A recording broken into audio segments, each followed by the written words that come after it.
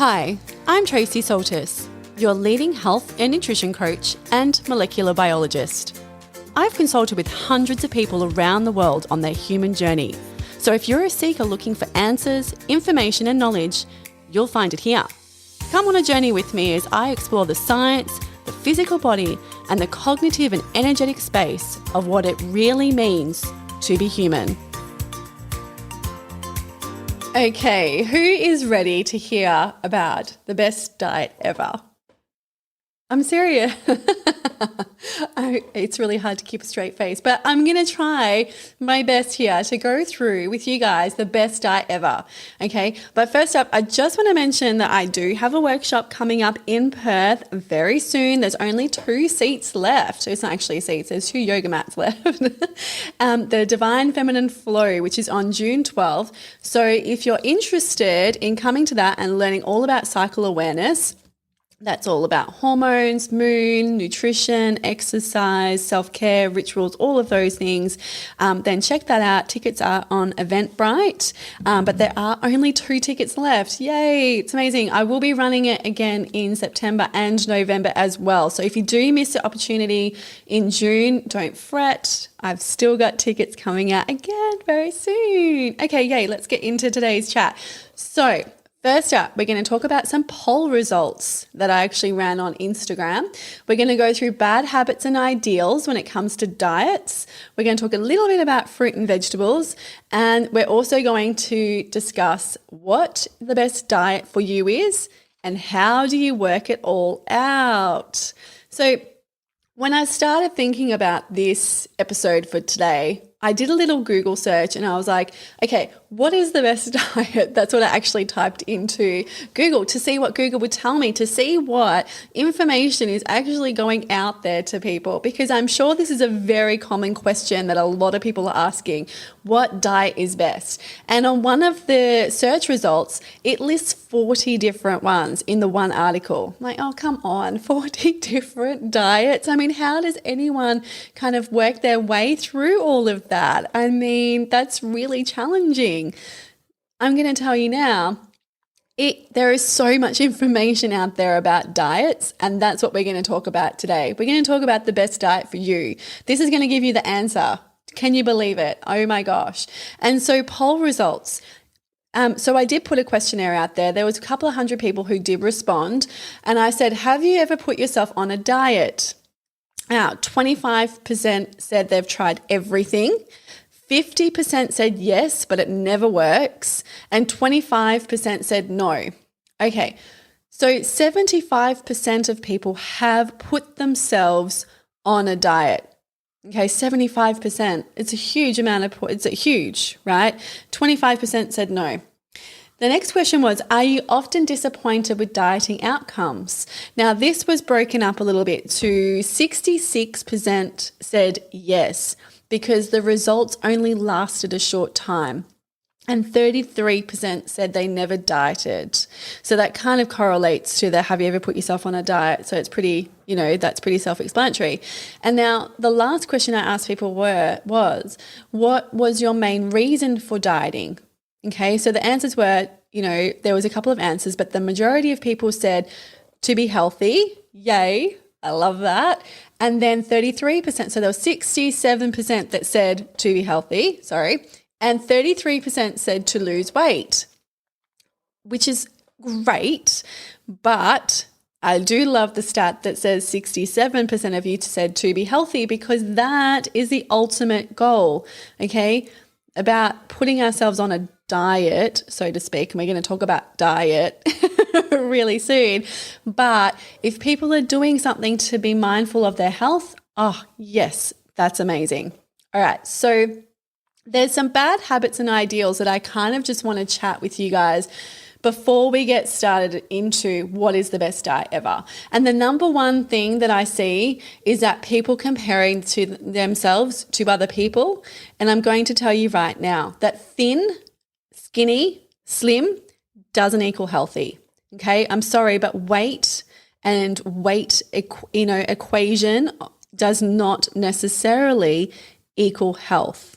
Okay, so comparing ourselves to other people who have a completely different genetic lineage than you, have very different upbringings, have eaten very different foods and very different, established very different habits in their life. They're never going to be the same as you. You are never going to be the same as them. It's just not possible, people. We cannot compare ourselves to anyone for anything at all. Okay? The second thing, people who restrict their diets typically, okay, and I'm going to throw a stat in there, which is a bit of an exaggerated stat. It's just off the top of my head. I would say that 99% of people self-sabotage, okay? And I see this constantly with vegetarian and vegan diets, okay? So you restrict your diet to the point where your body can no longer take it and you self-sabotage, okay? When you cut things out of your diet, you do reach a limit, okay? It's just not sustainable. I'm going to tell you something about myself, and the people who know me are going to have a giggle about this, but I'm going to tell you about my own personal self-restriction when I was in my 20s. And when I was in my 20s, I was vegetarian. I tried vegan. It didn't really work for me, okay? I went on a vegetarian diet for 8 years. I was vegetarian for 8 years. Crazy. And that meant that it was for ethical reasons, okay? I went through a stage in my life where I was working in conservation and in the environment, and, I ethically and morally felt as though there was something really detrimental and something very wrong about the way that we actually attained and consumed meat. And, for very valid reasons. I mean, there's an overconsumption, there's, animals not being treated very well. There was a whole range of different reasons why I became vegetarian. But the entire time, and I'm not saying this applies to everyone, I'm telling you guys my own personal experience, okay? So please don't think that this is everybody. But the entire time I was on a vegetarian diet and I restricted myself, I craved meat. The whole time. Okay, clearly my body was screaming out for the vitamin minerals that I wasn't getting through my vegetarian diet, because I have to tell you, it was incredibly difficult to try and navigate that and try and get everything I needed. I really did struggle with that. And so there was one instance, okay, yes, everybody, I'm going to tell the story. So at my engagement party with my husband, this was when I was 28. I was about 28. And oh my gosh, we had the best night. It was so good. It was at Tiger Lil's actually, because that's where we met. And all of our friends were there. And of course, there was lots of cocktails and drinking and everything. And so we all ended up at the casino afterwards. And I was relatively drunk by this stage, but I couldn't control myself, because this is what tends to happen with me when I've had alcohol, and I haven't had alcohol for nearly 4 years now for other reasons. But what tends to happen is I get a little bit loosey-goosey, a little bit like, woo, let's go kind of thing. And do you remember they had that 24-hour cafe at the casino? This is going back like a decade or so. And they sold meat pies. Yep. You know where this story is going, right? Now, my hubby was vegetarian for 20 years. 20 years.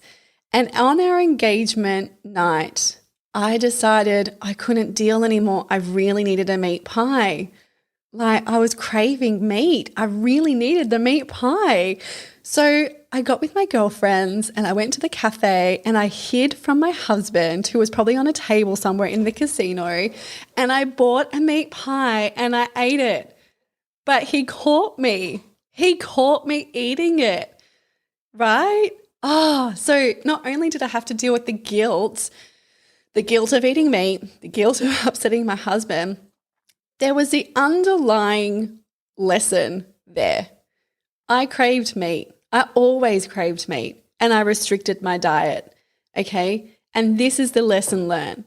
Sometimes, although we get onto causes, or we feel very strongly and passionate about a particular cause, it can have a detrimental impact on our health, and that plays out in so many different ways. I'm not saying meat pies are healthy, by the way. I'm not saying a meat pie is healthy by any means at all. But you can see how this would have played out, right? Is that I was happy and I had some drinks and yeah, it just happened. And I tell you what, my hubby was not happy with me at all. And so since that time, and the reason why I gave up a vegetarian diet was because we were trying to get pregnant. So when I was about 32, we started trying for a baby and I couldn't get pregnant. I just couldn't. And the doctor's like, you have to start eating meat. And I'm like, no, I don't want to eat meat. I don't want to do it. Morally, I can't do it. And so I remember going through all of this like heartache and suffering and trying to navigate my thoughts and feelings around eating meat again. And I tried so many different things to try and get around the loophole of getting vitamins and minerals into myself, and iron in particular, because I was pretty much anemic by this stage and very unhealthy and very, white skin, quite gaunt, not really that, healthy looking, I have to add. And, I'm very much a passionate person who sticks to my mission and everyone knows it about me and I kind of go in all guns blazing. That's me. And so I do that and I commit to anything I put my mind to. And this was the same. And so to be told it wasn't working and that I had to change, I really had to try and find another option. And I tried everything. I tried oysters and sardines and all sorts of stuff and it just didn't work. And I remember the first night that actually my brother-in-law came over and he helped us cook steak because I literally couldn't deal with it. Or was it? No, that was a piece of salmon. Sorry. So I'll take a step back. So the steak, my hubby cooked a steak for the first time ever. And he overcooked it, I might add. Like he super overcooked it. Like he was like, I don't want any blood to be in there. Like, because he hasn't eaten meat either in 20 years. I mean, this is a big thing. And he was like, look, we're in this together. So if you've got to eat meat, I'm going to eat meat with you. You're not in it alone. Isn't that amazing? Like he's so lovely. But he was fully committed to my health and our health journey together so that we could have a beautiful baby.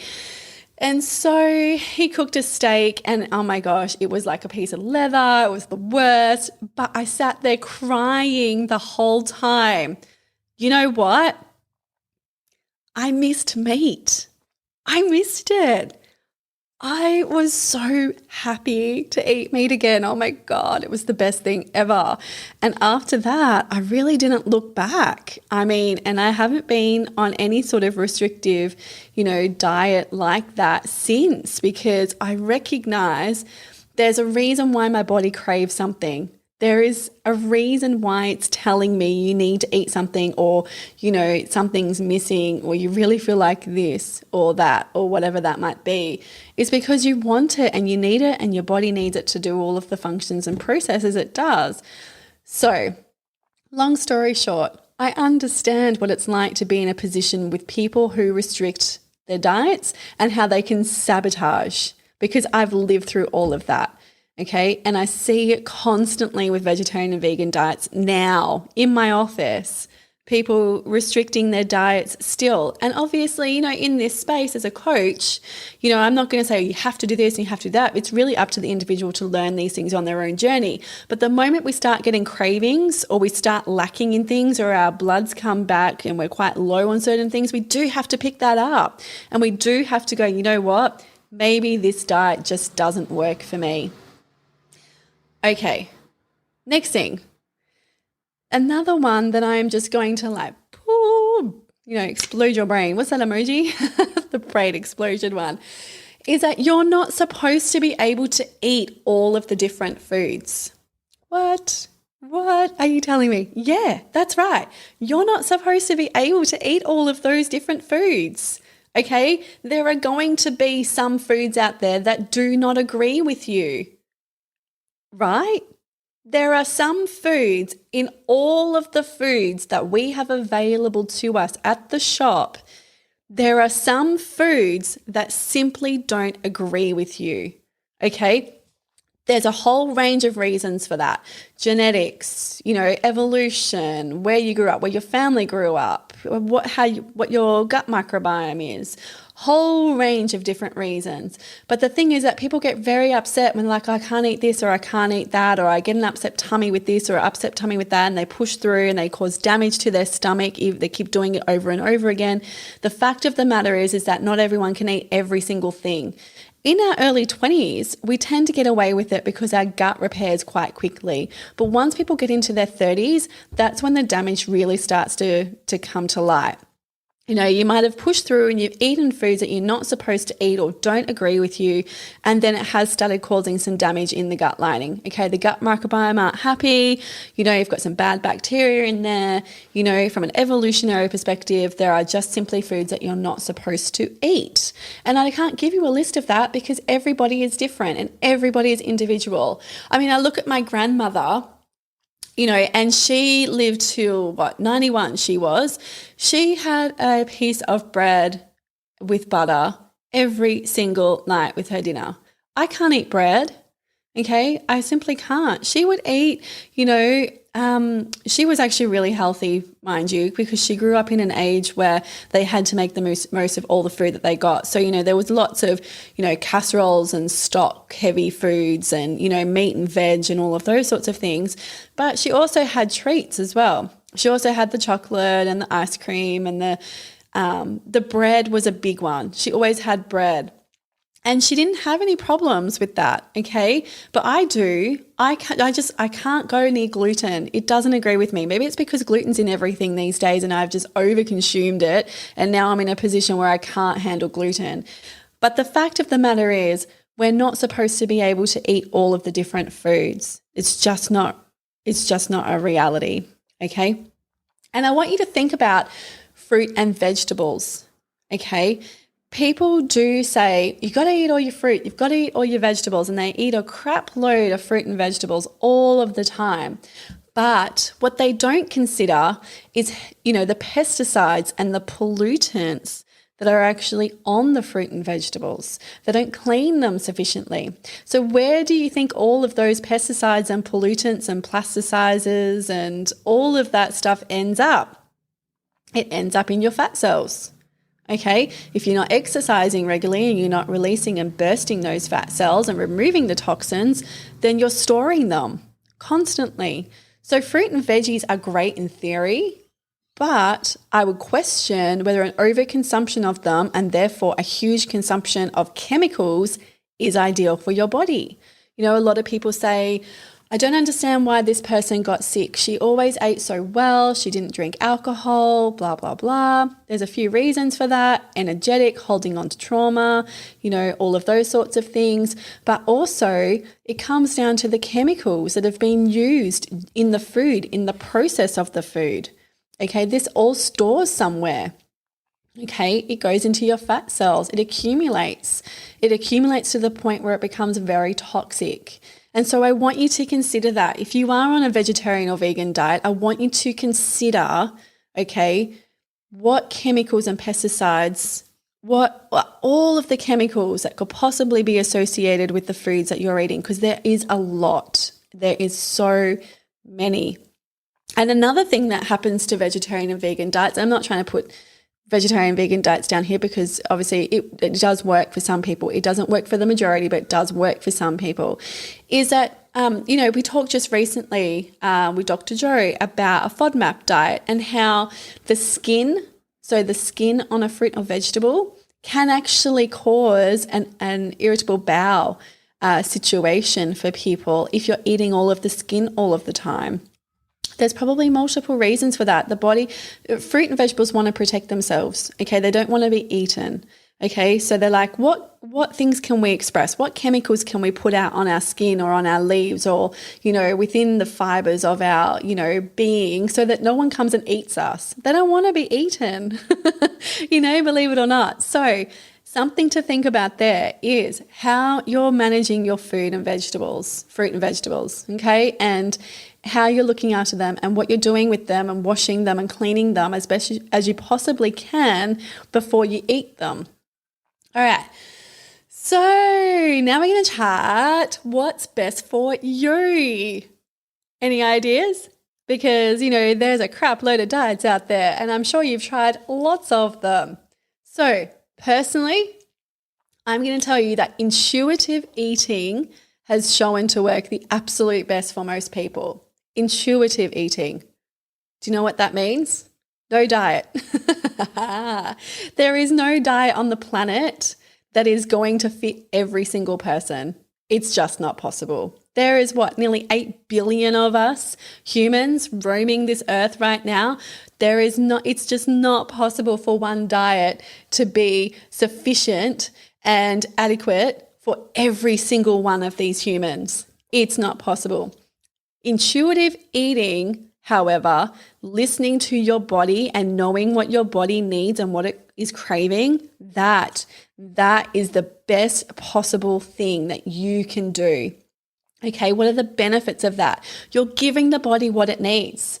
Okay, you're allocating time to listen to yourself and know yourself more. Okay, had I have done that when I was on a vegetarian diet, things might have been not so difficult for me trying to get pregnant because I forgot to finish telling that story, right? So the moment that I started eating meat again, Drew and I fell pregnant. This is the thing. We had, we didn't go through a huge amount of issues with falling pregnant, but it is quite coincidental that the fact that I started eating meat, within the first couple of months, we were pregnant.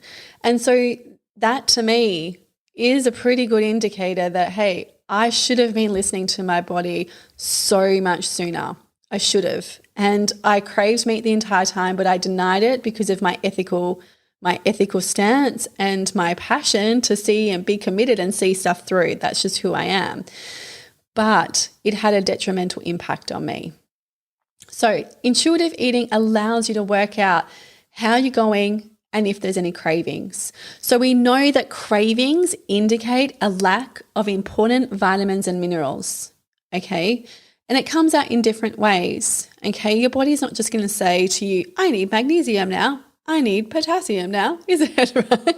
It comes out through a craving. It comes out through a craving of what it is that it expects you to eat. It's the gut microbiome. The gut microbiome that you've got in there are communicating to the brain, and the brain's telling you, ooh, I feel like this right now. If you've got bad bacteria in there, they're going to crave sugar. Okay, if you've got bad bacteria, they're going to be like, ooh, yes, let's play with this a little bit more. Let's crave some sugar.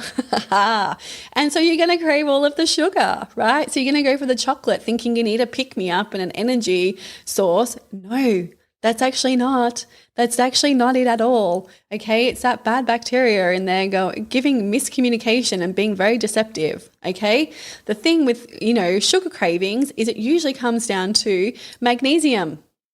Believe it or not, sugar cravings for women during PMS, cacao. Oh my gosh, how many of you crave chocolate all of the time, right? But I really want you to turn that around and start using cacao in its simplest form. Okay, the cacao pods, the ceremonial cacaos. Okay, it's like having a warm chocolate bath in your tummy. Okay, but that's a sign of magnesium deficiency. And there's a lot of different things like that as well. These cravings that come through, salt cravings, you have to have salts, magnesium, sodium, potassium. Okay, we have to have those to be little transporters in all of our cells. If we don't have them, then the body starts craving them. All right. So how do you work this all out? Okay. Because it is really confusing and it's so conflicting and there's so much information out there. So what do? Well, simply put, you pay attention and be mindful with what you eat. Okay. You pay attention to the foods that don't agree with you. Okay. Perhaps it's a food, that hasn't been treated very well. It's been, got chemicals. It's been processed differently. There's a difference between whether it's served hot or cold. There's a difference between whether it has its skin on or not. Okay, all of these things actually make a difference. I can't eat banana. Okay, I've tried to eat banana multiple times. I can't eat banana. Before I was pregnant, I used to use it as a staple. I used to make ice cream out of it. I used to make all sorts of stuff, but I can't eat banana, raw banana. It just ends in tears every single time. However, I can make banana bread. So there's a chemical change that happens in banana from when it's raw to when it's cooked. And it's the same like that for everything. Okay, the chemical composition changes in everything, whether it's hot or cold, skin on, skin off. Okay, so some foods you might find that you're able to tolerate and to eat in their raw form, but not in their cooked form, or vice versa. That's the case for many people. Okay, and this is why raw diets don't necessarily work for everybody. Okay, because not everybody can digest skins on the fruit and veggies. I know, right? Everyone, you know, that phase that we all went through is like raw diet, sis, raw diet, raw. Yeah. Irritable bowel went like crazy during that raw diet trend, because not everybody is able to digest the skins. There comes a certain point where the food needs to be cooked at a certain temperature for the chemistry of that food to change and to be tolerable by the body. Okay, I would question gurus you follow that stick to a very narrow diet without diversity. Okay, I know, I'm really sorry about that, but I would question that. Okay, are they getting everything they need? Okay, where is their food coming from? What is it lacking? What are they getting? Like, do they need it? Like, you know, where are they getting what they need? Okay, so it's really hard to follow one set of rules. We have to kind of work it out for ourselves. And that's why I'm telling you the best diet is no diet at all. Okay, it's intuitive eating. It's intuitively tapping into yourself and asking yourself what you need. Now, hey, I'm going to put a little pin on that and say, hey, that doesn't mean go and eat, a can of Coke and a Mars bar, because I've done that myself before in my 20s when I was working at SciTech. Every afternoon I would have a can of Coke and a Mars bar. How bad is that? It's terrible, right? So I'm not saying, hey, what do you need today, buddy? Oh, I need a Mars bar and a can of Coke. No, you don't. Just chill for a second, okay? There's something going on there. But for me, I follow a very fluid diet, okay? I don't eat gluten. It upsets my tummy. I eat lots of fats. I eat meats, very minimal carbs, because this is what works for me, okay? I literally cannot eat anything from a processed packet, okay? It just doesn't agree with me. I stick to whole foods. I stick to foods that are simple as possible. An example of this is that protein powders, for example. I love having a breakfast smoothie. I love it. How convenient is it? But some of the protein powders just don't agree with me. It's so depressing. But it's the artificial sweeteners, it's the preservatives, It can just be something really simple, some simple ingredient in them, and it causes me so much pain. And why? Because it's just not natural.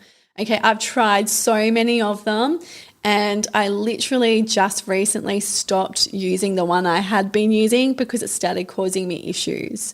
Okay, now, mind you, I relax my rules sometimes during holidays, okay? I'm not a stickler all of the time. I just find it impossible around Christmas, and I do the best that I can. But I also want to enjoy my life, and I know what to do to get back on track, okay? And that usually means I have to cycle my butt off, like literally. But I know what I need to do, and so I relax my rules a little bit. But that doesn't mean that everything agrees with me just because I relax the rules, okay? So where to from here?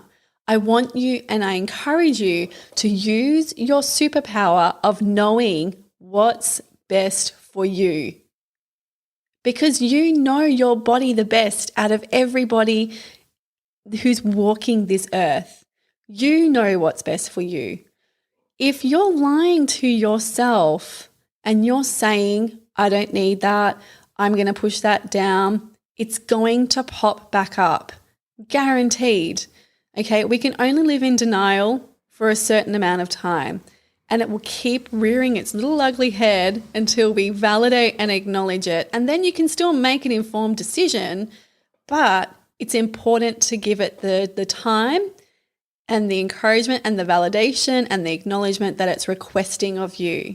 So after today's chat, maybe this is an opportunity for you to review or give you the permission that you need to really come into yourself more and know there's nothing wrong with you. There's no such thing as skinny equaling healthy, okay? There's no one diet that is best for everybody. It's impossible, okay? But you know what's best for yourself. Authentically, truthfully, you know. All right. And on that note, that is it. Okay, so maybe there's someone out there who needs this information as well. Share it with them. Please like the podcast, leave a 5-star review. But until next time, stay safe, eat healthy, love, shine, and I'll speak to you soon. See you later.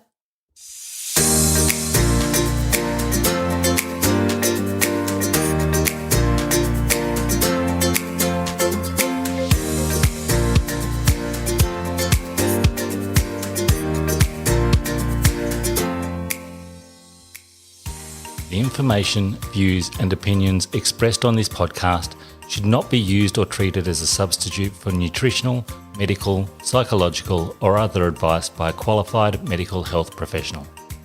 Hosts and guests on the podcast express their own opinions, experiences and conclusions, and nothing on the podcast should be used to diagnose, treat, cure or prevent any medical conditions.